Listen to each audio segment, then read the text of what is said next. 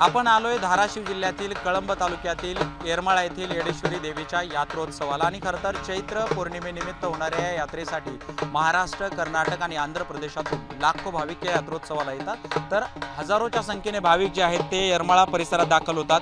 अगोदरच्या दिवशीपासूनच हे सगळे भाविक जे आहेत ते मुक्कामाला या ठिकाणी येतात। खरं तर पूर्णपणे जी स्वयंपाकाची साधन सामुग्री आहे ती या ठिकाणी आणतात। स्वयंपाक इथंच बनवला जातो, इथंच भाविक मुक्काम करतात। खरं तर मनोरंजनाचं साधन म्हणून भाविक जे आहेत ते पोतराजाची गाणी ऐकतात, कथा ऐकतात, आराध्याची गाणी म्हटली जाते, पोतराजाच्या कथा ऐकल्या जातात। खरं तर आपण इथं बघतोय की या ठिकाणी चुलीवरती स्वयंपाक देखील चालू आहे।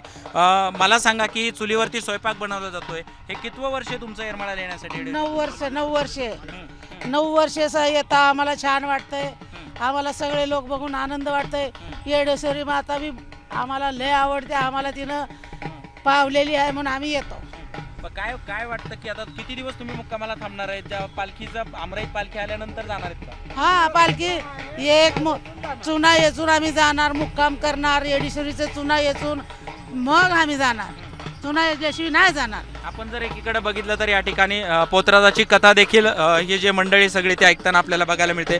खरं तर अशा हजारोच्या संख्येने ज्या रावट्या आहेत या परिसरामध्ये आलेल्या आपल्याला बघायला मिळतात। या ठिकाणी काय सांगाल, कुठून आलात तुम्ही हे सगळं येडेश्वरी देवीच्या यात्रेसाठी? आम्ही पुण्यावरून आलो।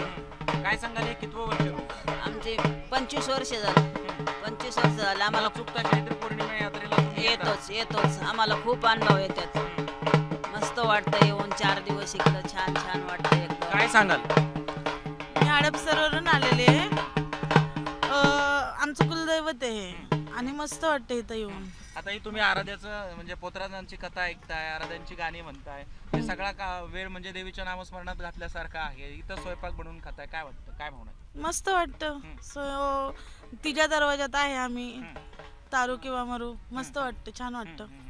काय सांगाल, आता वातावरण थोडंसं आभाळ आलंय, पावसाचं वातावरण आहे, कसं राहणार मुक्कामाची? खूप वाटतं, ते देवाला काळजी, आपण तिच्यासाठी आलोय तर नाही का। आम्ही 20 वर्ष झालो येतो, खूप अनुभव आहे, खूप चांगलं आहे आम्हाला। वर्षभर वाटतं कधी पौर्णिमा येईन आणि कधी जाऊ असं वाटतं आम्हाला। खूप चांगलं वाटतं आम्हाला इथं येऊन आम्ही सगळे स्वयंपाक करतो, सगळं जेवतो खावतो, देवाला जातो आणि 2-3 दिवस मुक्काम असतो आमचा इथं। काय सांगाल, कुठून आले तुम्ही? पुण्यावरून आलं। देवाला आले आनंद वाटतो, सर्वांबरोबर नाही का राहून इथं हाताने स्वयंपाक करतात, जेवायला आनंद वाटतात, पोतराजाची कथा ऐकताय? कथा ऐकताय। हो, खरं तर आपण जर बघितलं तर या ठिकाणी पोतराज बाबा देखील आहेत। मला सांगा की हे तुम्ही किती दिवसांपासून येता इथं येडेश्वरी देवीच्या यात्रोत्सवामध्ये, आणि काय सांगाल, तुम्ही इथं मनोरंजन करताय, कथा सांगताय, जनजागरण करताय?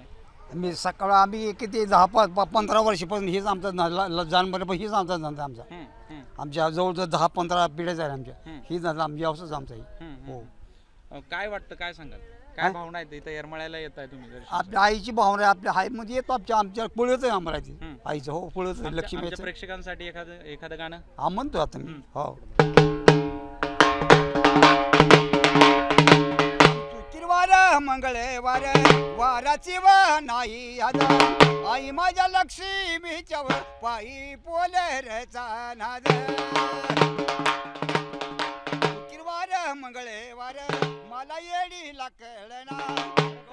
खरं तर आपण जर बघितलं तर गाव खेड्यामध्ये मनोरंजनाचं आणि आईचं जागरण करण्याचं किंवा देवीचं जागरण करण्याचं हे एक साधन मानलं जातं, आणि पोतराजाची गाणी असते, पोतराजाची कथा असेल, आराध्याची गाणी असेल, या पद्धतीने जनजागृती देखील केली जाते। उदय साबळे पाटील, जय महाराष्ट्र, येरमाळा, धाराशिव।